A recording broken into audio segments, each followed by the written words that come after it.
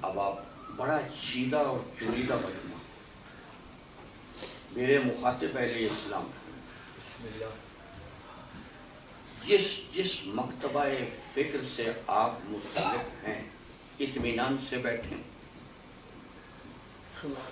آپ انشاءاللہ دامن مراد کو پر کریں. بسم اللہ صدقے قرآن کی فکر کو، فکر قرآن، اور اس کے ذیل میں فضائل محمد و آل محمد. اب آپ کو زیادہ اضطراب میں نہ رکھوں، دامن بیان کو سمیٹتے ہوئے موضوع کو بھی پیش کروں اور اس کی تفصیل کو بھی پیش کروں. 30ویں پارے آج اس آیت کو عنوان بیان قرار دے رہا ہوں کہ جس کی طرف آج تک کسی مولوی نے مہار کو نہیں موڑا.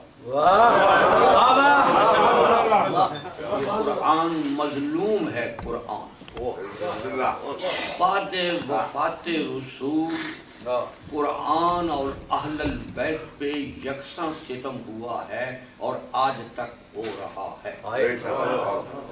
آپ اپنی نگاہ تصور کو شیعہ سنی سب لے جائیں اپنے گھروں کے طرف. آپ کے ڈنر سیٹ، ٹی سیٹ صاف ہوتے ہیں، آپ کے ٹیلی ویژن پر غلاف ہے عمدہ. پھر آپ نظر اٹھا تصور کی نگاہ سے اپنے گھروں کے طرف کہ قرآن کس قسم و کرسی کے عالم میں پڑا. اقبال نے کہا ہے کہ گر تو می خواہی مسلمان زیستن، اگر تو مسلمان کی طرح سے زندگی گزارنا چاہتا ہے تو نیست ممکن جز بقرآن. قرآن کے بغیر تو اسلام کی زندگی اور مسلمان کسی زندگی نہیں گزار سکتے. اور یہ سب کے ہاتھوں سے، سب مسلمانوں کے ہاتھوں سے قرآن پر ظلم ہو رہا ہے. قرآن کو انہوں نے ان کتابیں نہیں، چیزیں دیگر ہے. یہ تاریخ جغرافیہ کی کتاب نہیں ہے، انقلاب آفرین کتاب. اب میں تھوڑا سا ان نوجوانوں کے لیے جو انگریزی کے دل کرتا ہے ان کے لیے حضرت علی علیہ السلام کے ایک قول کا ترجمہ پیش کریں. حضرت علی ارشاد فرماتے ہیں، یہ انگریزی میں ترجمہ کیا گیا حضرت علی کے قول. Beware, beware, beware. انتباہ، انتباہ، انتباہ. خبردار، خبردار، خبردار. That others will advance by practicing on the instructions of the Holy Quran, while the words and the book remain with you. That others will advance, اغیار آگے بڑھ جائیں. By practicing on the instructions of the Holy Quran, پاک قرآن کی تعلیمات پر عمل کر کے اغیار آگے بڑھ جائیں گے. While the words and the book, جبکہ الفاظ اور کتاب تمہارے چومنے چاٹنے کے لیے تمہارے پاس رہ جائے.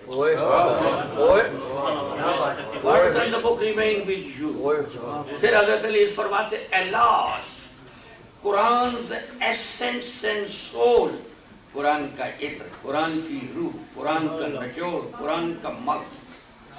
The alas, the essence and the soul of Quran which could regulate your own life، جو تمہاری زندگیوں کو منظم کر سکتا تھا، is taken up by other، اسے اغیار لے اڑے. اور اقبال اس کا ترجمہ کرتا ہے، لے گئے تسلیس کے فرزند میراث خلیل، لے گئے تسلیس کے فرزند میراث خلیل، اور خشت بنیاد کلیسا بن گئی خاک حجاز.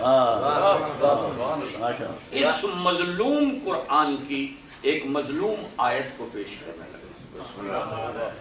30 پاروں کا قرآن. کوئی بدگمانی ہے نا کی، جس کے گھر سے منگواؤ کوئی شیعہ سنی دیوبندی 30 پاروں کا قرآن، الف لام میم سے لے کر والناس تک کے 30 پاروں کے قرآن کی ایک درپشندہ آیت آج کا موضوع ہے بیان. بسم اللہ. اب آپ بڑے خوش نصیب ہیں کہ اللہ کا جو خالق محمد و آل محمد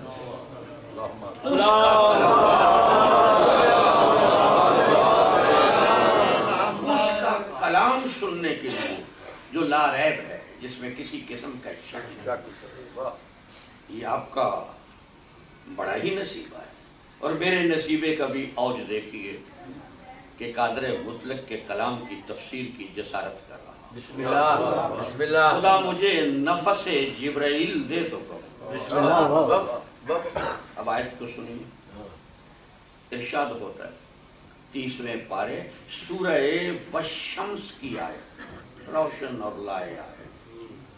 ارشاد ہوتا ہے قد افلاح من زکاہا وقد خاب من دساہا.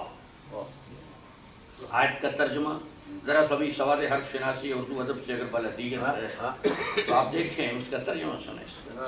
قد, بھائی مجھے پہلے یہ بتائیں کہ یہ آیت فقط شیعوں سے مخاطب ہے یا صرف سنیوں سے مخاطب ہے؟ قرآن کا انداز تو دیکھیں. آپ حضرت علی کا سارا نہج البلاغہ پڑھ جائیں, رسول اکرم کی احادیث پڑھ جائیں, کبھی انہوں نے یہ نہیں کہا اے شیعوں اے سنیوں. وہ شخصیتیں یونیورسل ہیں, عالمگیر شخصیت ہیں, لہذا ان کے خطاب میں بھی عالمینی یونیورسلٹی ہوتی ہے. بے شک بے شک بے شک. یعنی وہ خطاب کریں گے یابن آدم, اے اولاد آدم, ایھا الناس, اے لوگوں. یہ سننے کی بات نہیں. یہ آیت جو بھی قرآن پر ایمان رکھتا ہے اور جو بھی پڑھے, دہریہ پڑھے, اشتراکی پڑھے, یہودی پڑھے, نصرانی پڑھے, خدا ناشناس پڑھے, یہ سب سے مخاطب ہے یہ آیت.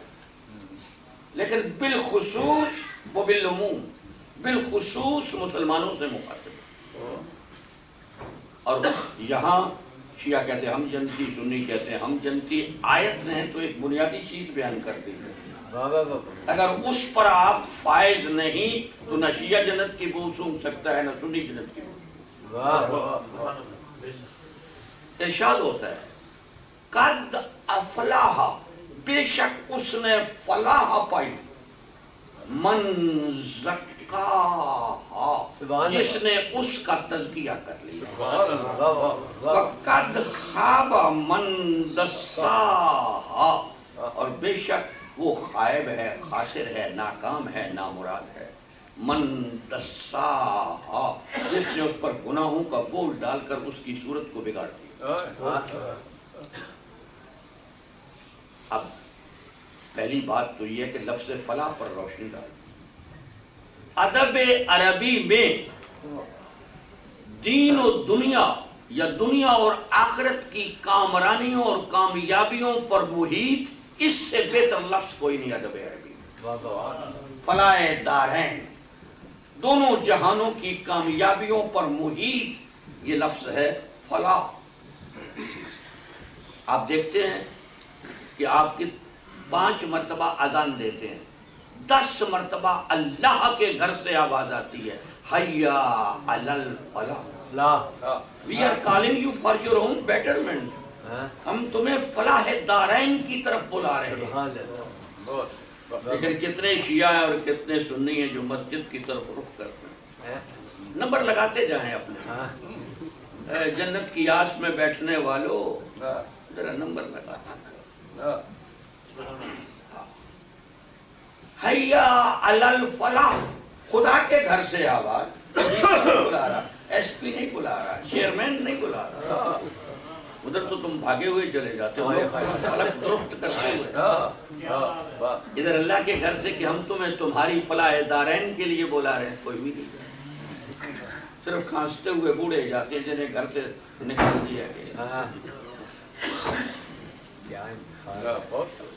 اور فلاحین کسانوں کو کہتے ہیں, کسان ہل چلا کر زمین کی ممکنات کو باہر لاتے ہیں.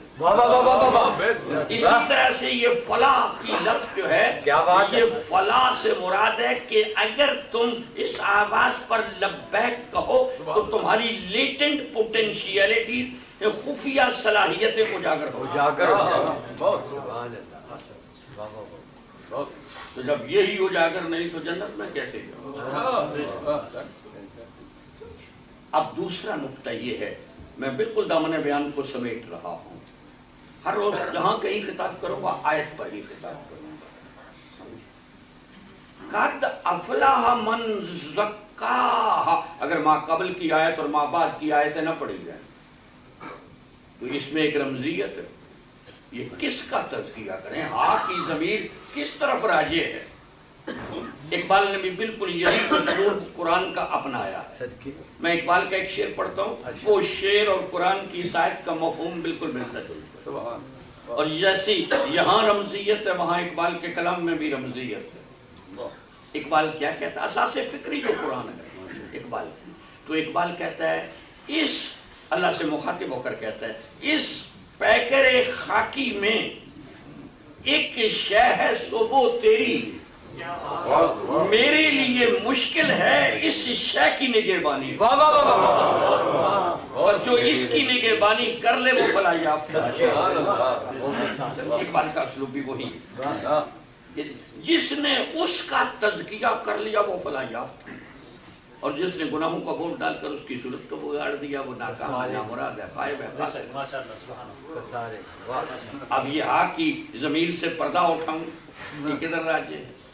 تو ماں قبل کی آیت کو سن لیجئے. پہلی آیت وَنَفْسٍ وَمَا سَوَّاهَا فَأَلْهَمَهَا فُجُورَهَا وَتَقْوَاهَا قَدْ أَفْلَحَ مَنْ زَكَّاهَا وَقَدْ خَابَ مَنْ دَسَّاهَا. بات چھڑی تھی نفس کی. وَنَفْسٍ وَمَا سَوَّاهَا فَأَلْهَمَهَا فُجُورَهَا وَتَقْوَاهَا. ہاں کی جگہ نفس لگا دیں. اب ترجمہ یہ ہوگا بے شک فلاح اس نے پائی جس نے تزکیہ نفس کر لی. یہ مجاہدہ نفس، ریاضت نفس، تزکیہ نفس، مخالفت نفس، اور یہ طبیعت قلب، حسن نیت، پاکی قلب، یہ سب اصطلاحیں ہیں مگر مطلب فلاح ہے. تزکیہ نفس جس نے کر لی. اسی لیے حدیث میں آتا ہے کہ رضائے الہی مخالفت نفس میں ملتی ہے اور لوگ اسے موافقت نفس میں تلاش کرتے ہیں. بھلا کیسے؟ مخالفت نفس. اب میں تھوڑا سا بوریت کو ختم کروں کیونکہ یہ معنی ذہنوں پر بوجھ ڈال رہے ہیں. تو اب میں تھوڑا سا آپ کی عقیدتوں کو گربا دوں، عقیدتوں کو گربا دوں، پھر اس کے بعد پھر یہ گہرا فلسفہ پھر بیان کرنا شروع. بیچ میں میں آپ کو فضائل بھی پیش کرتا رہوں گا تاکہ وہ آپ کی بوریت بھی ختم ہوتی رہے اور آپ کی توجہ تام رہے. اب میں واقعہ سنانا چاہتا ہوں. امام موسی کاظم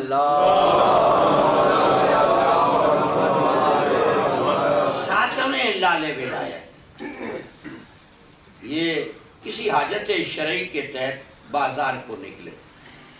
بازاروں میں جانا نبی اور رسول اکرم اپنا سودا سلف خود خرید کر منڈی سے لاتے تھے تو کفار کہتے تھے کہ دیکھو یہ نبوت کا دعویٰ کرتا ہے، وہ ہوا یمشی فی الاسواق، اور منڈی میں پھر رہا. اس لیے آپ بھی آر نہ سمجھا کریں، بیگمات کو نہ بھیجا کریں، خود جا کر لایا کریں. بیگمات کو کرنا فی بیوتکن قدر. جب ازواج النبی کو یہ حکم ہے کہ تم گھروں میں نچلی بیٹھی رہو، ولا تبرجن تبرج الجاہلیت الاولی، اور ایام جاہلیت کے باناؤ سنگار نہ کرو، تو یہ نیکڈ ڈیوڈ عورتوں کے ساتھ ان کو باہر کیوں بھیج دیتے ہو؟ کچھ اپنا خیال کرو نا، اپنے شعار کو پناہ نہ کرو. شعار ملی نہ مٹے. پیسہ کماؤ مگر شعار کو قربانی دے کر نہیں، شعار ملی کو قربانی دے کر نہیں. تو امام موسی کاظم حاجت شرعی کے تحت بازار کی طرف گئے. کیا دیکھتے ہیں کہ ایک شوق ہے، وہاں ایک شخص کھڑا ہوا ہے، بڑا ہجوم ہے، اس کے گرد مسلم غیر مسلم سب کا ہجوم ہے. امام جانتے تھے بھائی آپ جب مکان بناتے ہیں تو لائٹ کا انتظام کرتے ہیں، تو جب خالق کائنات نے اس وجود انسانی کو جو عالم اکبر ہے، یہ ساری کائنات عالم اصغر ہے، اور یہ وجود انسانی عالم اکبر ہے، تو اس میں روشنی کا انتظام نہیں کیا؟ میرے اور تمہارے کسی کے اندر 20 کا بلب لگایا، کسی کے اندر 40 کا، کسی کے اندر 100. ہم نے بے بد اعمالیاں کر کے ان بلبوں کو فیوز کر دیا. لیکن نبی اور امام کے سینے میں عمود نور ہوتا ہے، پرماننٹ ٹیوب ایک روشن ہوتی ہے، کیونکہ وہ معصوم ہوتے ہیں، ان سے غلطیاں نہیں ہوتی، وہ ٹیوب فیوز نہیں ہوتی. لہذا جب وہ کہیں کھڑے ہوتے ہیں تو ان کے آئینہ دل پر عکس پڑتا ہے حالات کا. یعنی امام جانتے تھے کہ یہ کون کھڑا ہے، کیا کہہ رہا ہے، مسلمان کیوں کھڑے ہیں گرد. استفسار حکیمانہ تھا. تھوڑا سا رونا چاہتے ہیں، ایک بات رونے کی بھی کرتے. استفسار حکیمانہ تھا. آپ کو پتہ ہے کہ امام زین العابدین سید الساجدین سجاد، حد سے زیادہ سجدے کرنے والا، علی کا پوتا علی، اصل میں علی اکبر یہ ہیں، اور وہ جو ہم شکل پیغمبر ہیں وہ ہے علی اوسط. یہ علی کا پوتا علی، علی اکبر. اس وقت پابند سلاسل ہوئے، بیڑیاں پہنی تاکہ گنہگار گلے میں پہنے. تو جناب سکینہ بنت الحسین نے جب بھائی کو زیوران عشق پہنتے ہوئے دیکھا نا، استفسار حکیمانہ فرمایا. بیٹی جانتی تھی حسین کی کہ یہ زیور کیا ہے، لیکن یہ سوال اٹھا کر باب حکمت کو وا کرا کے یہ بتانا چاہتی تھی دنیا کو کہ ہم اہل بیت نبوت راہ خدا میں ان بیڑیوں کو کیا سمجھتے ہیں. علی صلی اللہ مقامہ کہتے ہیں کہ جب بھائی نے زیور پہنے بیڑیاں تاب پہنا نا، تو کہتے ہیں علی صلی اللہ مقامہ کہ بیڑیاں دیکھ کے عابد کی سکینہ نے کہا کون سا پہنے ہو زیور انہیں کیا کہتے ہیں.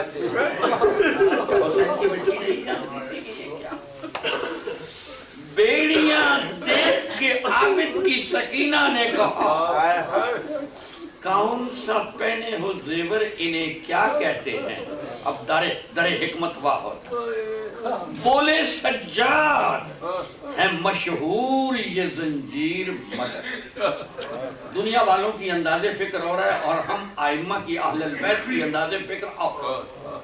بولے سجاد ہے مشہور یہ زنجیر. دنیا والے تو انہیں زنجیر کہتے ہیں مگر ہم کیا کہتے ہیں. بولے سجاد ہے مشہور یہ زنجیر مگر ہم انہیں سلسلہ صبر و رضا.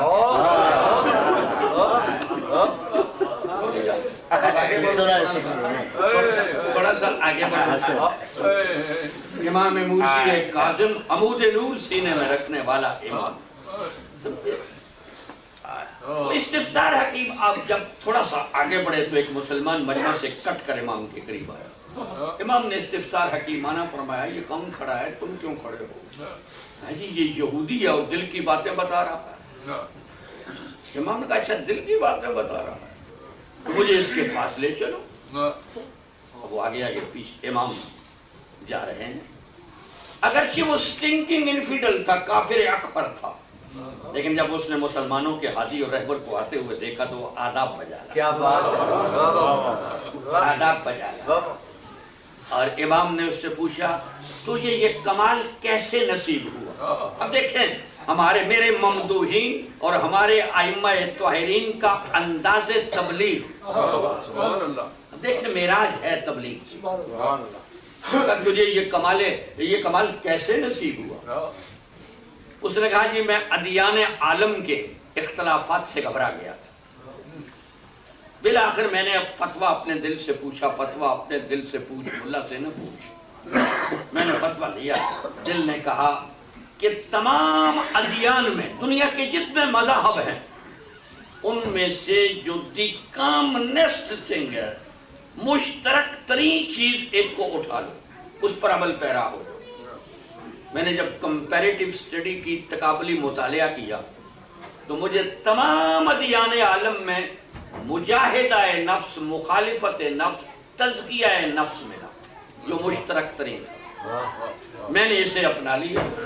اب میں اس پر عمل پیرا ہوں جس سے میرے وجود میں روشنی پیدا ہو گئی ہے قلب میں. اب جو شخص میرے سامنے آتا ہے اس کے حالات کا عکس میرے دل کے آئینے پر پڑتا ہے، میں بتانا شروع کر دیتا ہوں. تو امام نے کیا کہا بڑے آہستگی کے ساتھ، نرمی کے ساتھ، یہ تبلیغ کا انداز ہے. گلے پھیپڑے کا زور لگانے کی، تڑپنے تلملانے کی، چیخنے چلانے کی ضرورت نہیں ہوتی. حقائق خود بخود دلوں میں اترتے ہیں. امام نے آہستگی سے کہا اچھا تیرے اس مجاہدہ نفسانی کی عملی شکل کیا ہے؟ اس نے کہا جی جس چیز کی طرف میرا نفس رغبت کرتا ہے، یعنی جس چیز کو میرا نفس پسند کرتا ہے میں اسے ناپسند کرتا ہوں، اور جسے نفس ناپسند کرتا ہے میں اسے پسند کر لیتا ہوں. یعنی مخالفت نفس کا عمل. امام نے فرمایا ایک بار پھر ان لوگوں کے سامنے کیا. اسے کیا خبر تھی کہ خدا آپ اپنے دام میں صیاد آ گیا. پھر اس نے فرمایا، اس نے کہا کہ جس چیز کو میرا نفس پسند کرتا ہے میں اسے ناپسند کرتا ہوں، اور جسے ناپسند کرتا ہے میں اسے اپنا لیتا ہوں، پسند کرتا ہوں. امام نے کہا ایک بار پھر سنا دے. اس نے پھر اسی کو دہرایا. تو امام نے چپکے سے فرمایا ذرا اسلام کو اپنے نفس پر لگا کر دے.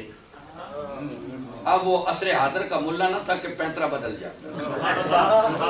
اس نے فوراً کہا جی اسلام کو تو میں یہودی ہوں، نفس پسند نہیں کرتا. تو امام نے کہا فرمایا اپنے اس مجاہدہ نفسانی کے پروگرام کے تحت اسلام کو قبول کر، وہ مسلمان ہو گیا. یہ ہے انداز تبلیغ. آگے آ جائے غلام برجی، آگے آ جائے. میں دیکھ رہا تھا کہ کوئی اماموں والے بھی آئے اور وہ بھی بیٹھے پاس.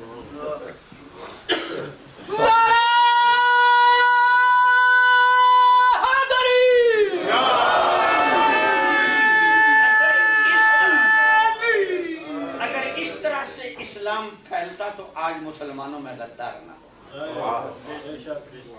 ہو گئی بات. اب میں یہاں سے آگے بڑھوں. قد افلاح من زکاہا، جس نے تزکیہ نفس کر لیا وہ فلاح یافتہ ہے، اور جس نے تزکیہ نفس کی جو منزل تک پہنچا ہی نہیں وہ جنت کی بو بھی نہیں سونگھ سکے گا، خواہ کسی فرقے سے متعلق. اب آپ کہیں گے کہ یہ مجاہدہ نفسانی کا پروگرام ہمیں بھی تو بتائیے تاکہ ہمارے اندر بھی کوئی لائٹ پیدا ہو. دیکھیے نبیوں کی بعثت کا منشا کیا ہے. سورہ جمعہ میں هو الذی بعث فی الامیین رسولا منہم، وہ ذات ہے جس نے امیین میں ان سے ہی ایک نبی مبعوث کیا. هو الذی بعث فی الامیین رسولا یتلو علیہم آیاتہ، جو ان پر آیات قرآنی کی تلاوت کرتا تھا. وَيُزَكِّيهِمْ وَيُعَلِّمُهُمُ الْكِتَابَ وَالْحِکْمَةَ، ان کا تزکیہ نفس کرتا تھا اور کتاب و حکمت کی تعلیم دیتا تھا. نبیوں کی بعثت کا منشا یہ ہے کہ وہ پہلے لوگوں کا تزکیہ نفس کرائیں اور اس کے بعد کتاب و حکمت کی تعلیم دیں. اب یہاں کیا ہو گیا، شیخ القرآن پہلے بن گئے ہیں، شیخ الحدیث بن گئے ہیں، مفتی دین متین بن گئے ہیں، مگر تزکیہ نفس ابھی تک ہوا ہی نہیں. سٹیج حسینی پر عالم ذاکر بیٹھ گئے ہیں لیکن تزکیہ نفس، یہی وجہ ہے کہ ان کی زبانوں میں اثر نہیں. اب رو لینا کوئی اثر نہیں، یہ تو غم ہے جو رلا دیتا ہے، لیکن وہ اثر جو ہے وہ نہیں، اس لیے کہ تزکیہ نفس. میں ذرا ایک فرام کنکریٹ ٹو ایبسٹریکٹ چلوں، ایک مثال دیتا چلوں. میرے گھر مہمان آ جاتے ہیں، میں اپنے بچے سے کہتا ہوں بیٹا یہ پیسے بھی لے جاؤ، کٹورا بھی لے جاؤ، اور بھاگ کے جاؤ دودھ لے آؤ تاکہ اس مہمان کو ماء حمیم دوزخ کا کھولتا ہوا پانی پلایا جائے. جہنم میں کھولتا ہوئے پتی ڈال لو گے تو چائے بن جائے گی جہنم کا. اور یہ سگریٹ دھواں یہ بھی جہنم کا. خوراکیں تو ہماری جہنمیوں کی سی، دعویٰ ہم جنت کا کرتے ہیں سارے. اب دیکھیں نا، جائزہ لیں اپنا. میرے گھر مہمان، میں نے رسمن رواجن میں نے بھی بچے کو دوڑایا کہ جاؤ پیالہ بھی لے جاؤ. اور دودھ لے آؤ. بچے نے کیا کیا؟ بھاگا ہوا گیا باپ کے حکم کی تعمیل میں. ایک الٹریٹ جاہل شیر فروش، ان پڑھ شیر فروش کے پاس جا کر پیالہ اسے دیا، پیسے بھی دیے. اس نے دیکھا پیالے کو، کہا سید زادے اس پیالے کو تو صاف کر دیا ہوگا. جب ایک جاہل شیر فروش ایک میلے کٹورے میں کچھ رقم کا دودھ ڈالنے کے لیے تیار نہیں، تو اللہ علم کا نور ان سینوں میں اور دماغوں میں ڈال دے گا.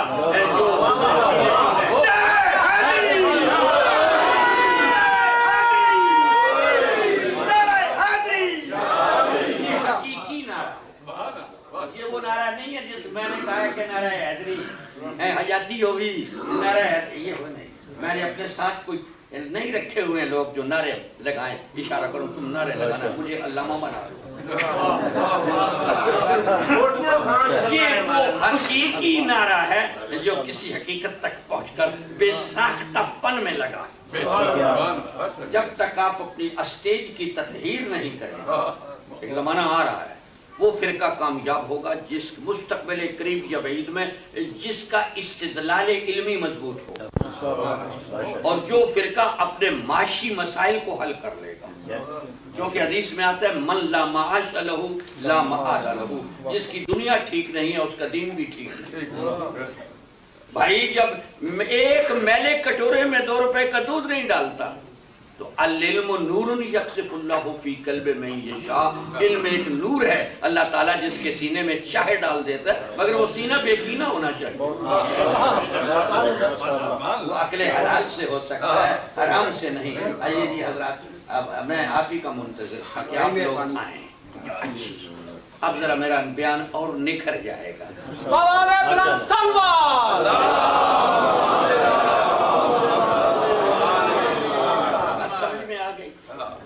اب میں میرا خیال ہے جب وقت کبھی مجھے کوئی دھیان نہیں رہتا کہ وقت میں بتا دوں گا انشاءاللہ، میں پاس بیٹھا ہوں. تو اب میں ذرا اور مختصر کروں. قد افلاح، قرآن کا استدلال، قرآن کی حکمت کو بکھیر رہا ہوں آپ کے ساتھ.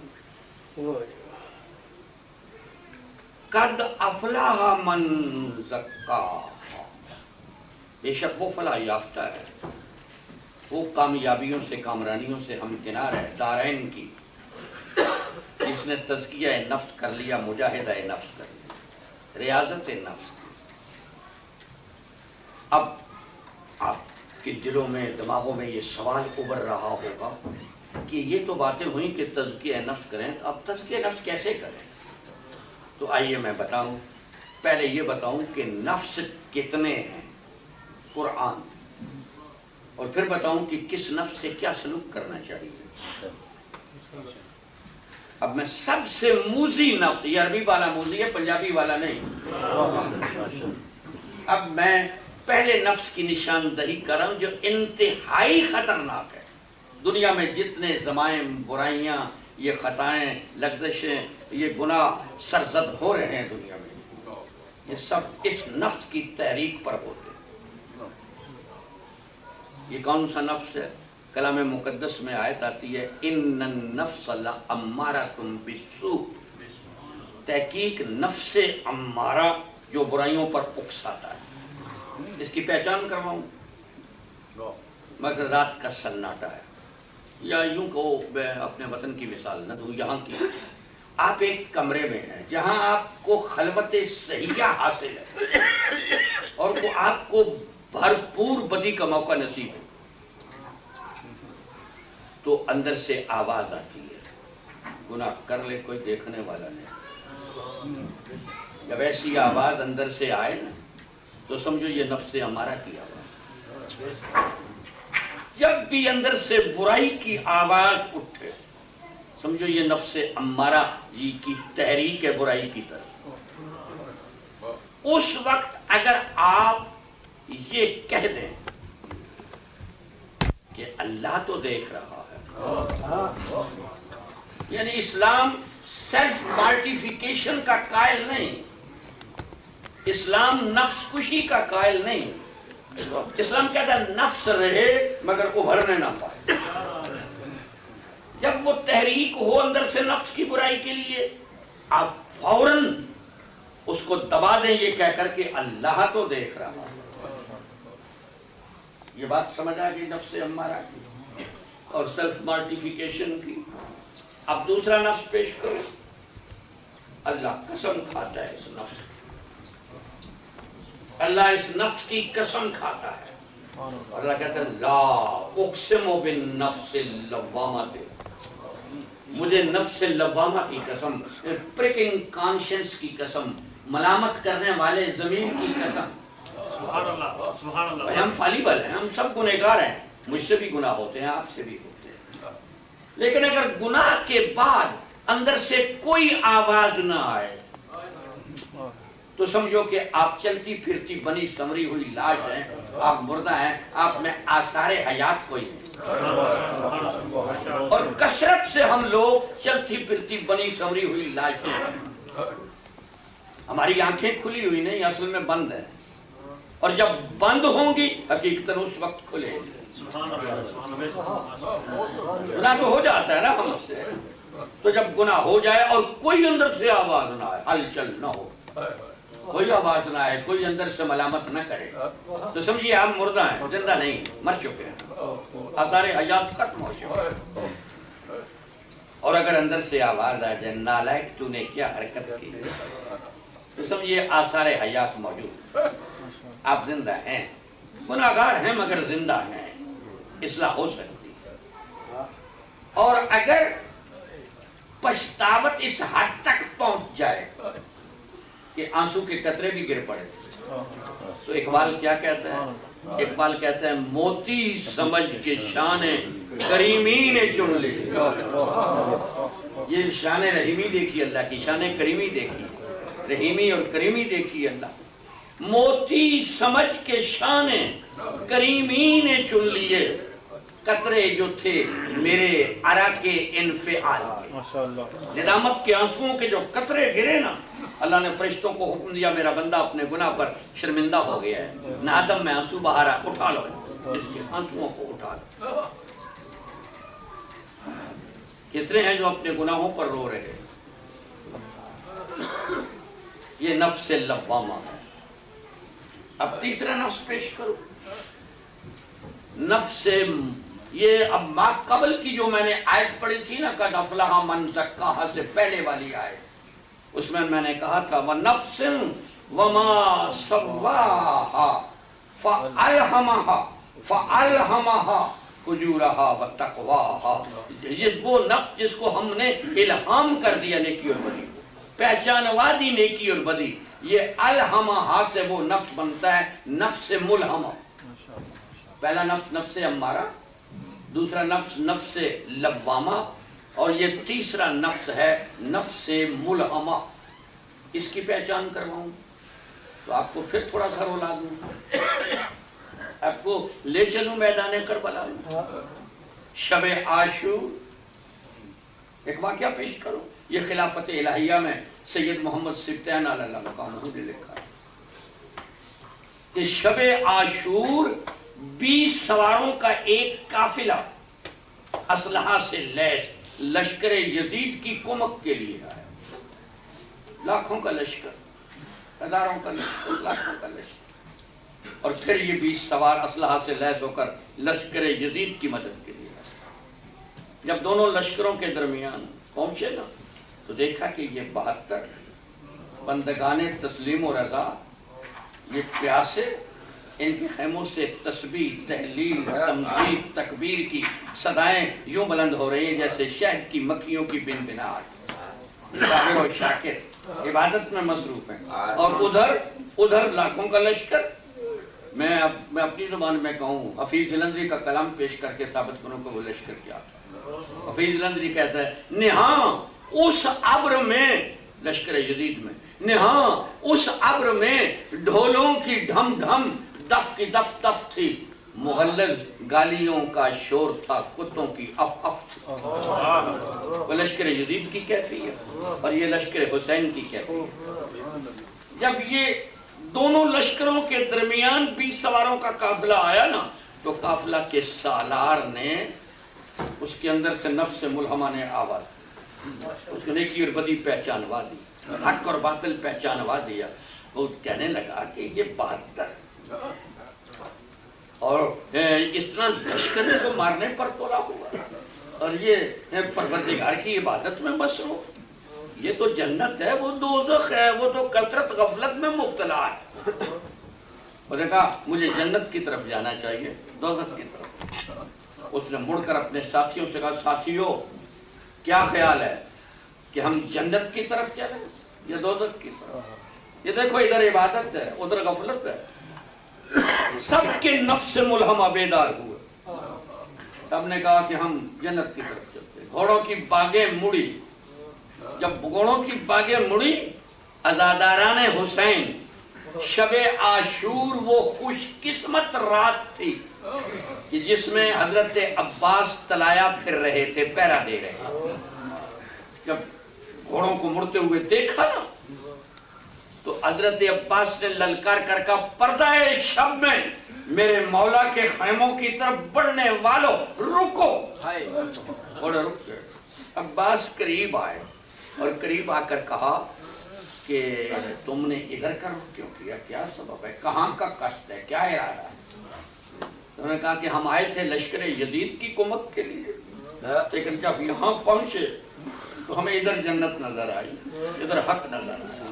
ہمارے نفس ملہمہ نے ہمیں آواز دی کہ حق کی طرف چلو. ہم حضور امام جا کر اپنے گناہ بخشوانا چاہتے. ایک فکرہ رو بھی لو. ایک فکرہ جس وقت یہ کہا تو حضرت عباس نے کہا خدا تمہیں جزائے خیر دے، میں تمہیں حضور امام لیے چلتا ہوں آقا کے پاس، لیکن ایک بات سن لو، میرے آقا کے پیاسے بچے ابھی التش کہتے ہوئے سوئے ہیں. تم ہتھیار بند ہو، اپنے ہتھیاروں کو سمیٹ لو، کہیں ایسا نہ ہو کہ کڑی سے کڑی ٹکرا جائے اور میرے مولا کے پیاسے بچے بیدار ہو. عباس ایک آخری فکرہ کہوں، عباس یہ تو شب عاشور تھی، شام غریباں ہوتے تو دیکھ. یہ ہے نفس ملہمہ. اب میں چوتھا نفس پیش کروں، چوتھا نفس، لیکن اس کو پیش کرنے سے پہلے میں مولا کائنات کی تعریف کروں شعروں میں، اور ان شعروں ہی سے چوتھے نفس کی نشاندہی ہو جائے، پھر میں بعد میں آیت پڑھ دوں. اب علی کے فضائل پر جھومنے والوں، باب مدینۃ العلم کے فضائل سے اپنے روح کو غذا پہنچانے والوں، میں پیش کروں فضائل سننا چاہتے ہوں. مولا شاعر کہتا ہے، دیکھو ایک ایک لفظ پر نظر رہے، ایک ایک لفظ پر. شاعر کیا کہتا ہے؟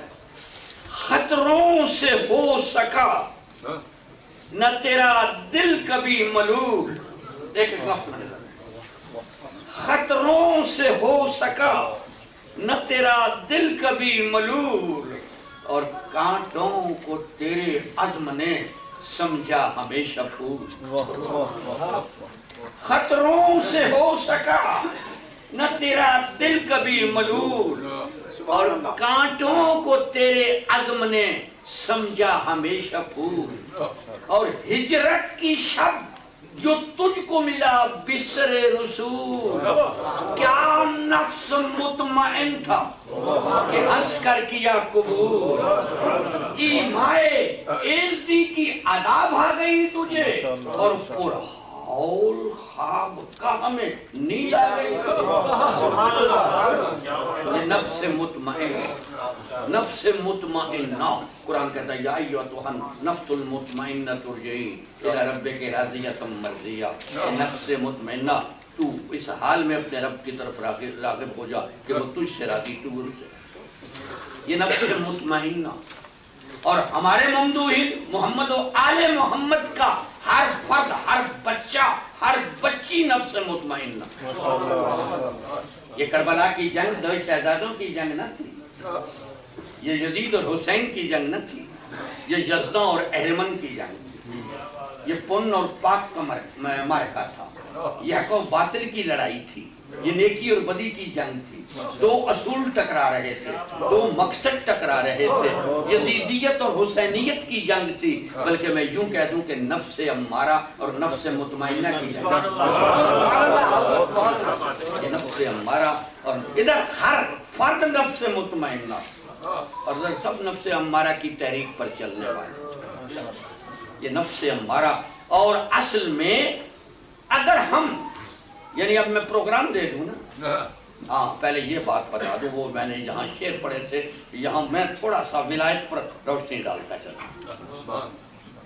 آپ یہ بتائیں کہ ہجرت کی شب جو تجھ کو ملا بستر رسول، کیا نفس مطمئن تھا کہ ہنس کر کیا قبول؟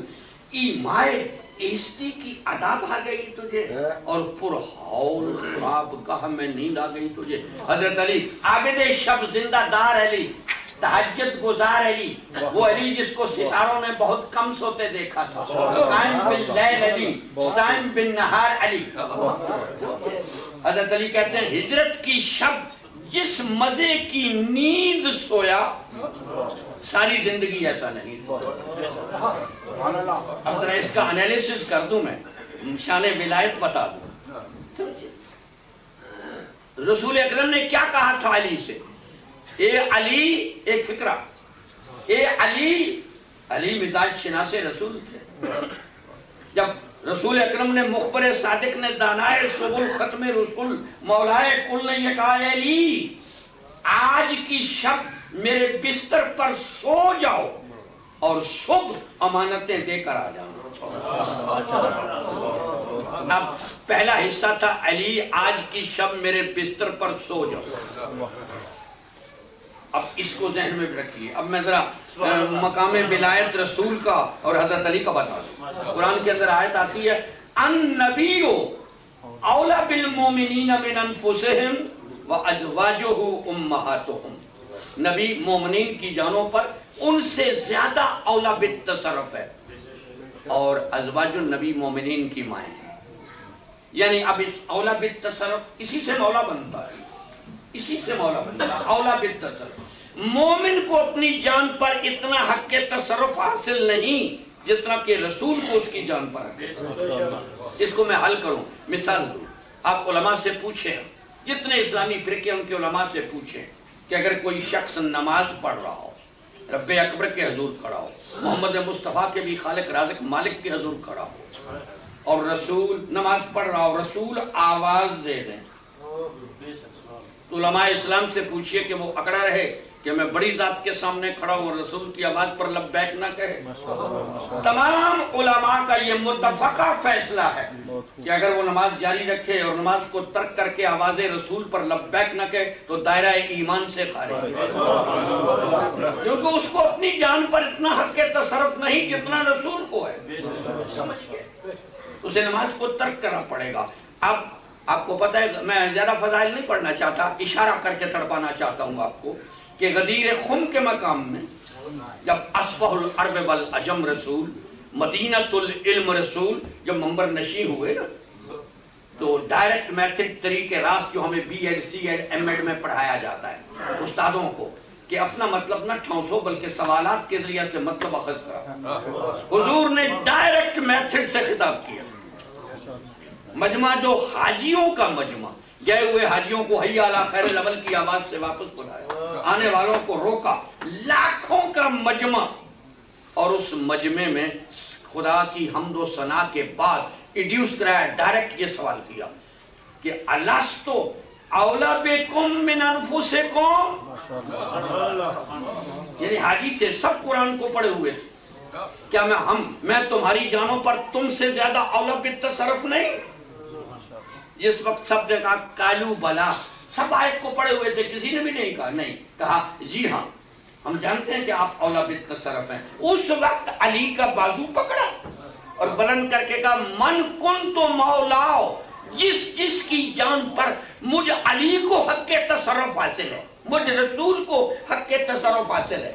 مولا ان معنوں میں نہیں کہ چچا زاد بھائی اور غلام، حاجیوں کو اکٹھا کر کے رسول نے یہ نہیں کہا تھا جن جن کا میں چچا زاد بھائی ہوں ان کا یہ علی بھی چچا زاد بھائی ہے، جن جن کا میں غلام ہوں ان کا علی بھی غلام ہے۔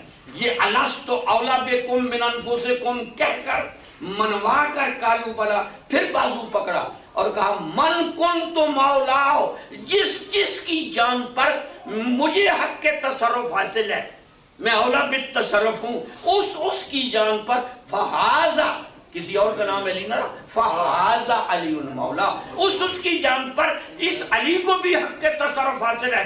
اگر میں نماز میں آواز دے دوں تو تمہیں نماز ترک کر کے لبیک کہنا پڑے گا، کہیں ایسا نہ ہوتا ہے ایمان سے۔ اور اسی طرح سے اگر علی بھی تم نماز پڑھ رہے ہو اور آواز دے دے تو تمہیں علی کی آواز پر بھی لبیک کہنا ہوگا اور نماز کو ترک کرنا ہوگا، ورنہ دائرہ ایمان سے خارج ہو جائے۔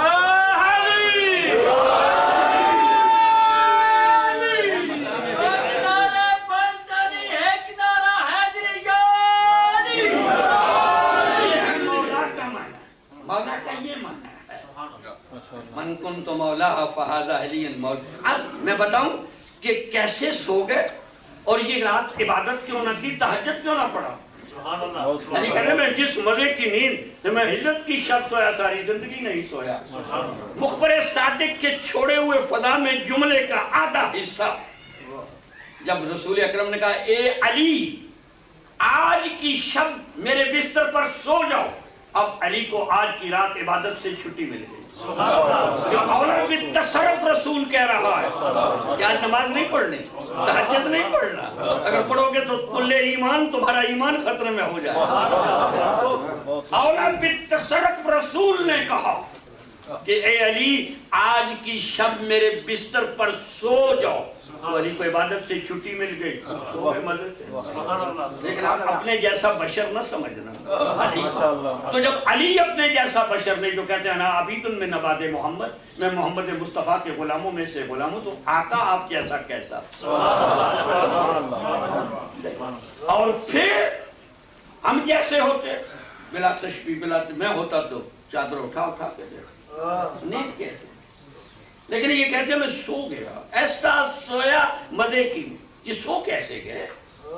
اب دوسرا حصہ، چھٹی تو عبادت سے مل گئی، اس پہلے حصے سے کہ علی آج کی شب میرے بستر پر سو جاؤ۔ اب دوسرا حصہ کیا تھا؟ یہ عشق رسول رکھنے والا علی، صحیح عشق رسول رکھنے والا علی، سمجھے؟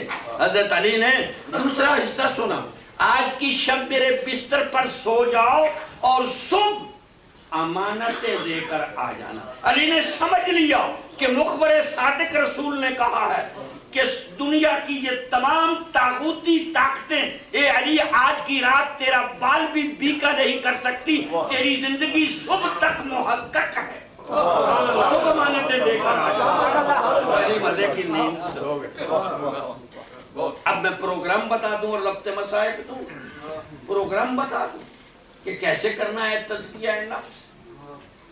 تزکیہ کا افلاح من زکاہا، اگر فلاح چاہتے ہو دارین کی، اگر نجات چاہتے ہو، اگر جنت میں جانا چاہتے ہو تو شیعہ سنی بھائی پروگرام کو سمجھیں۔ پروگرام یہ ہے تزکیہ نفس کیسے ہوگا۔ وہ تو نفس مطمئنہ کی بیراج ہے نا یہ ہستیاں، ہم بھی اپنی وسعت اور امکان کے مطابق اپنے اندر تولید نفس مطمئنہ کریں۔ جس قدر ہمارے اندر نفس مطمئنہ بقدر وسعت بقدر امکان پیدا ہوگا، اسی کا نام ہے اسلام، اسی کا نام ہے ایمان، اسی کا نام ہے تقوی، اسی کا نام ہے فقر، اسی کا نام ہے خودی، اسی کا نام ہے عشق۔ جس قدر نفس مطمئنہ پیدا ہوگا اسی قدر اسلام اور ایمان ہوگا۔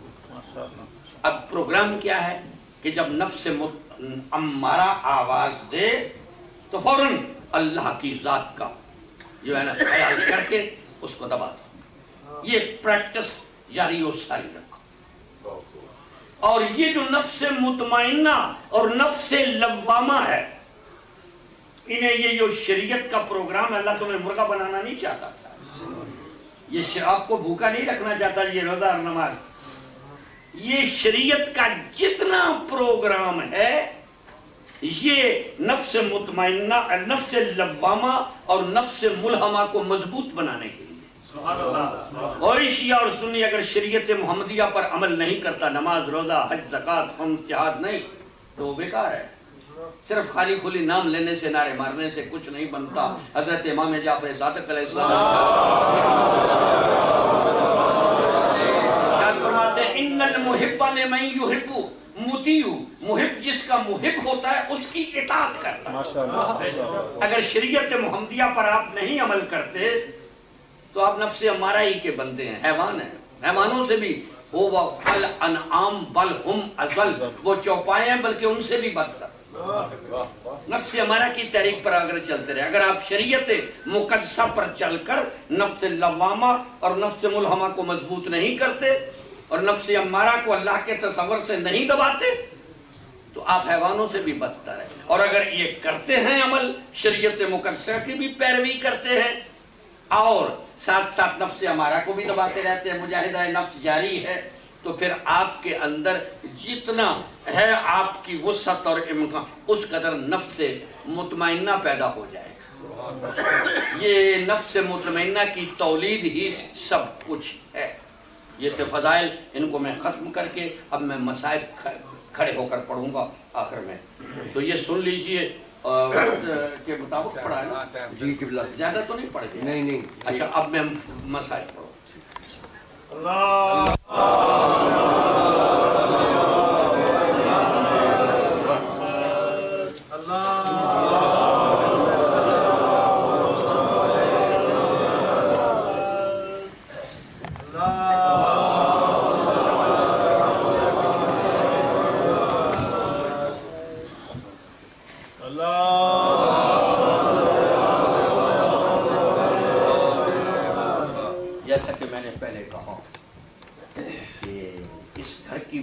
بھی ہیں صد فخر مرسلہ. سبحان اللہ. اس گھر کا ہر بچہ آل رسول کا ہر بچہ جو ہے وہ نفس مطمئنہ کی معراج ہے. اور آج جو میں مسائل سنانا چاہتا ہوں وہ بھی ذرا اچھوتا سا مسائل ہے، صحیح ترین اور اچھوتا سا مسائل. آج میں آپ کو بتاؤں کہ امام زین العابدین کو بیماری کہاں سے لگی. تیار ہو جائیں مسائل. کیا یہ مدینے سے چلے تھے تو بیمار تھے؟ اگر بیمار ہوتے تو جب جناب فاطمہ صغرا کو بیماری کے عذر کے تحت چھوڑ دیا تھا تو امام زین العابدین. یہ قبلہ حافظ کفایت حسین صاحب کے ساتھ جب میں نے مجلس پڑھی تھی تو ان کا یہ مسائل تھا، میں نے سنا، میں وہ پیش کر رہا ہوں. بیماری امام زین العابدین کو عبادت کرنے والوں کی زینت، سید الساجدین سجدہ کرنے والوں کے سردار، سجاد پڑھ پڑھ کر سجدے کرنے والا علی اور علی کا پوتا علی. میں ایک شعر سنا دوں کہ سجاد اسیر جور ہوئے، سجاد اسیر جور ہوئے، یعنی سجاد کو حد سے زیادہ سجدہ کرنے والوں مسلمانوں نے قیدی، سو کالڈ مسلمز نے قیدی بنا. سجاد اسیر جور ہوئے اور صد حیف کسی نے یہ نہ کہا. کسی مسلمان کی بھی لگے ہمیں اتنا پڑھ کے.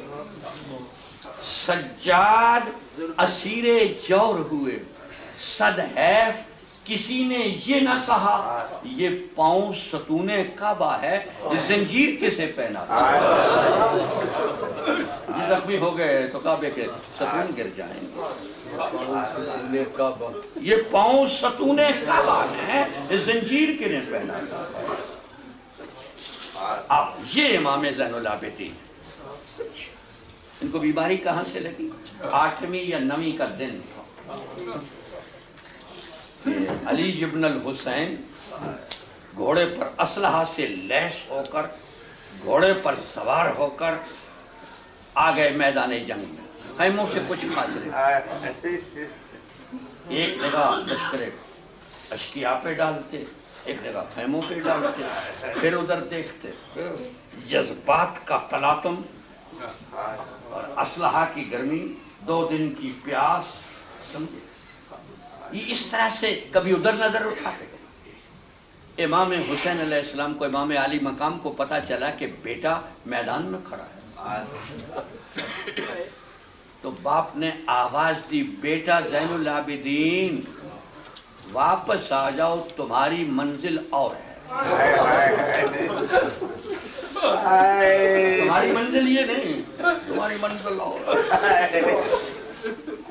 بس جب واپس لوٹے نا حکم امام تو جذبات کے تلاطم سے اور گرمی سے اور پیاس سے غشت آئی بیماری شروع ہو.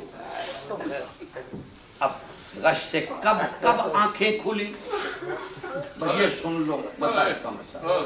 کب آنکھیں کھلی غش میں تھے کہ صاحب ولایت مطلقہ حسین نے ولایت مطلقہ یہ نہ کہنا کہ بے بس بے کس مجبور حسین نہیں تھے.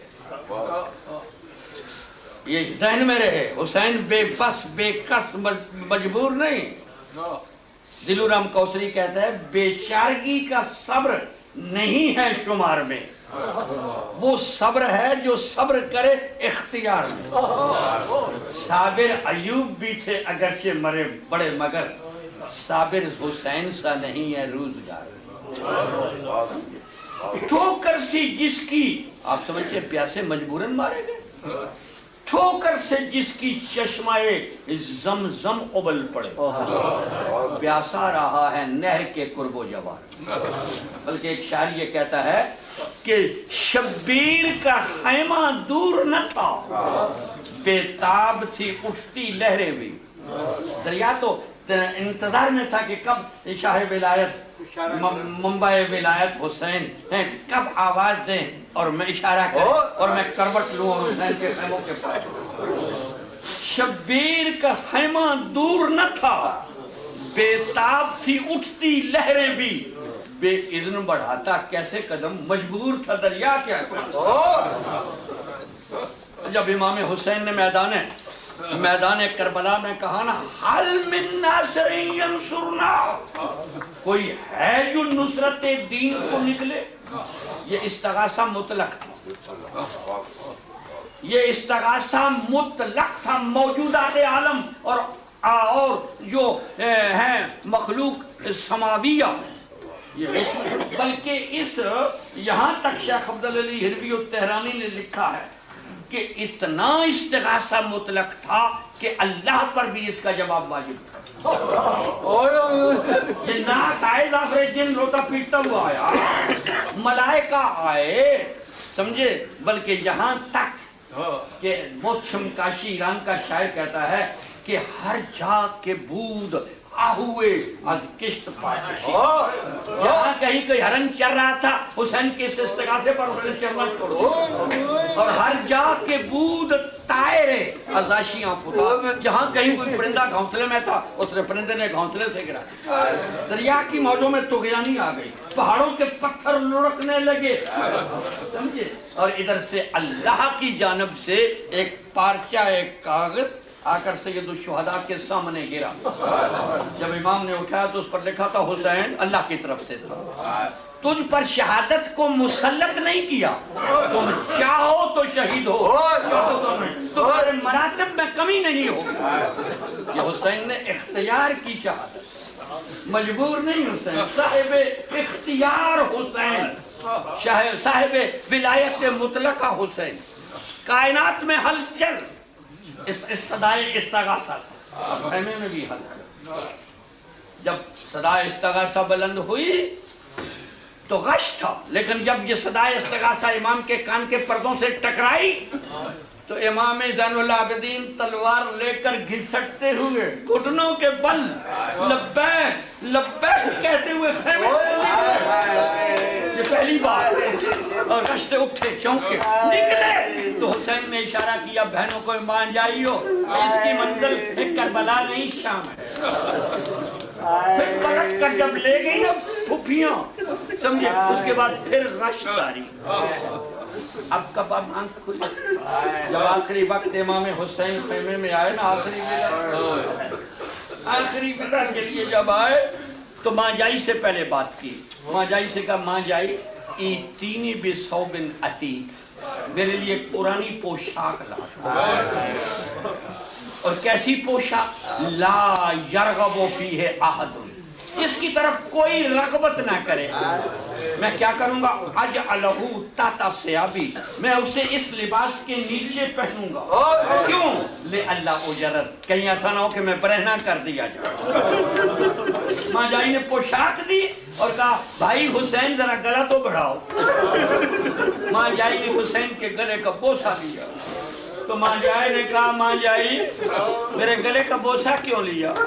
کہا بھائی حسین میری ماں کی وصیت تھی، تیری ماں نے کہا تھا کہ ایک وقت آئے گا زینب بیٹی تیرا بھائی تجھ سے بوسیدہ پوشاک مانگے گا، بھئی سمجھ لینا کہ اس کے بعد پھر بھائی تم سے نہیں مل سکے گا اور میری طرف سے بھائی کے گلے کا آخری بوسہ لے لے گا، کہ ماں کی وصیت کو پورا۔ اس کے بعد امام حسین نے کیا کیا؟ وَخَرَّقَهُ وَمَزَقَ، اس کے اور ٹکڑے ٹکڑے کیے، نیچے پہنا، اور اس کے بعد ماں جائی سے کہا مجھے بیٹے کی بالین پر لے چلو۔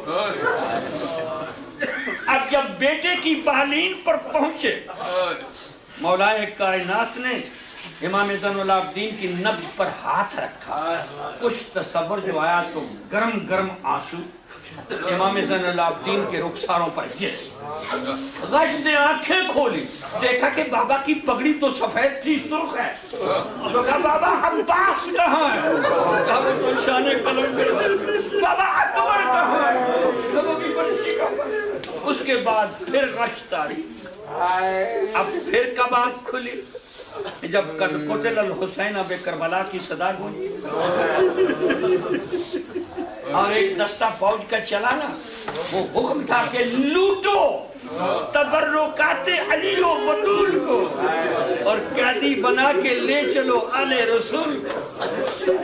جب خیموں کو لوٹنے کے لیے چلا، جب تک حسین زندہ تھے، حسین حسین تھے، زینب زینب تھی، اور جب حسین شہید ہو گئے زینب حسین بن گئی، اور جب دربار یزید آیا زینب علی بن گئی۔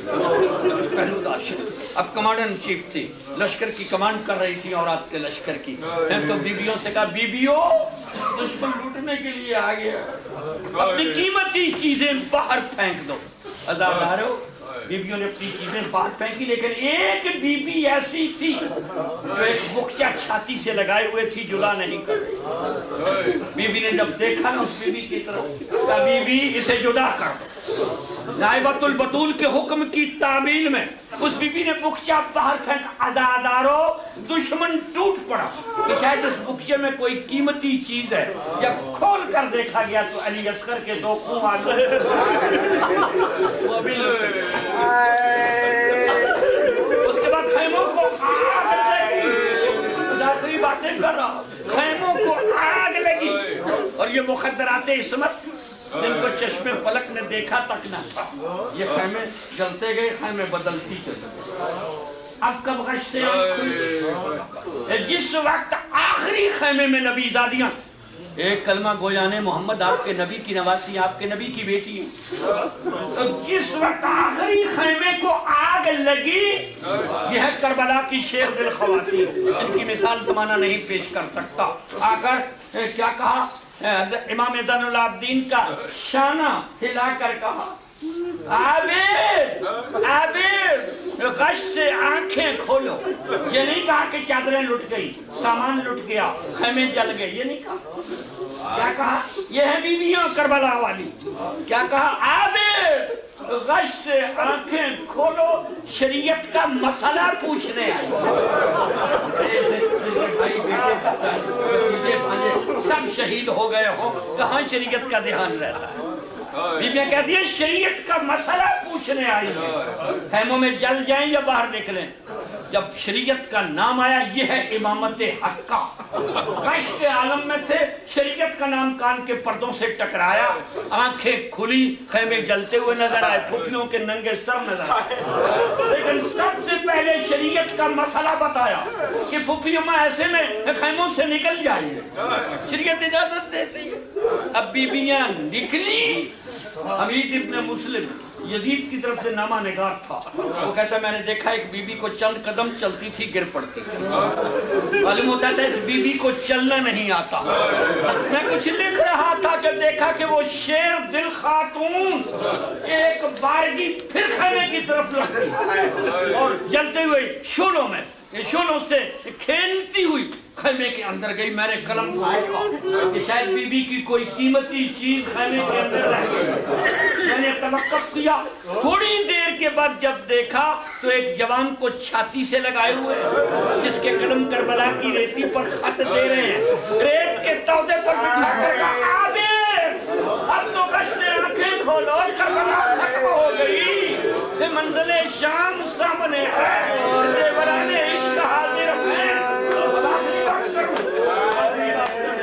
آخری بات کہ جب ان قیدیوں کو گزارا گیا نا بھائی کس طرح سے جناب اپنے بھائی کی ہاتھ تو بندے ہوئے ذاکر صحیح پڑھتے ہیں یہ ٹوڑا.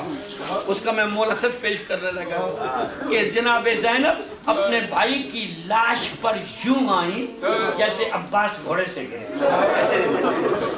بھائی کی لاش کو دیکھا یہ نہیں وہ بوسیدہ پوشاک بھی اتار لی گئی. کربلا کی ریت اور خون کا لباس تھا اور اللہ نے نور کی ایک چادر اڑائی. یہ نہیں تھی کہ بالکل برہنا تھا. نور کی چادر اللہ نے اڑا دی تھی. اور جس وقت بی بی آئی نا میں آخری کلام اور ختم کرنے لگا ہوں 2-3 شعر پڑھ کر. اب یہ احساسات لطیفہ دیکھیے کہ بہن جب بھائی کی لاش پر گری بہن کی جو تمنائیں ہوتی ہیں وہ ذرا دیکھیں یہ کتنی نادر تمنا ہے کہ جب بھائی کی لاش کو دیکھا کہ بے گور و کفن تو نگاہوں کو مرکوز کر کے بھائی کی لاش پر کہا. یہ شعر سنیے اور تقریر ختم. کیا کہا؟ شبیر. میں بار بار پڑھوں گا ان شعروں اور یہ دہلا دے گا آپ کے دل. یہ حقائق یہ مصائب کا اتھا ساگر ہے. طوفان غم ہے ان شعروں کے اندر. بہن کی احساسات لطیفہ کربلا میں بہن اپنے بھائی کی لاش پر پہنچی نگاہوں کو مرکوز کر کے کہتی شبیر تیری غربت کی قسم.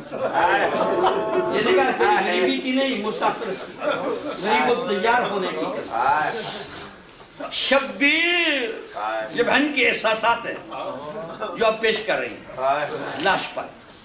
شبیر تیری غربت کی قسم میں تجھ کو وطن پہنچا دیتی.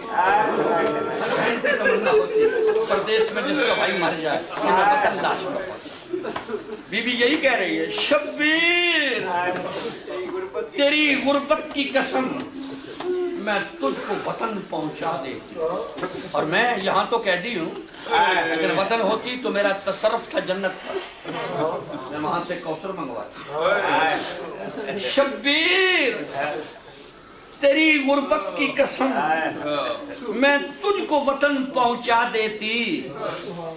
کوثر سے تجھے چھینٹے دیتی زمزم سے تجھے نہلا دیتی. یہاں تو پانی کو پھر سنیے 2 شعر اور تقریر ختم. شبیر تیری غربت کی قسم میں تجھ کو وطن پہنچا دیتی. کوثر سے تجھے چھینٹے دیتی زمزم سے تجھے نہلا دیتی. تو پھر بی بی کیا کہتی ہے احساس لطیفہ. پھر بی بی کیا کہتی شبیر یہ دیس پر آیا ہے. شبیر یہ دیس پر آیا ہے ورنہ میں تمہاری میت پر. شبیر تیری غربت کی قسم میں تجھ کو وطن پہنچا دیتی. کوثر سے تجھے چھینٹے دیتی زمزم سے تجھے نہلا دیتی. شبیر یہ دیس آیا ہے ورنہ میں تمہاری میت پر انبار لگاتی پھولوں کے کلیوں کا می برسا دیتی. شبیر یہ دیس پر آیا ہے ورنہ میں تمہاری میت پر انگار لگاتی پھولوں کے کلیوں کا می برسا دیتی. آخری شعر تاریخ کی تلخ حقیقت. آخری شعر میں بی بی کہتی اچھا ہی کیا, روتے رہیے, اچھا ہی کیا شبیر کہ تم کعبے سے چلے آئے ہو. یہ امت کیا کرتی, اچھا ہی کیا شبیر کہ تم کعبے سے چلے آئے, ورنہ یہ امت خیموں کے بدلے کعبے کو آگ لگا.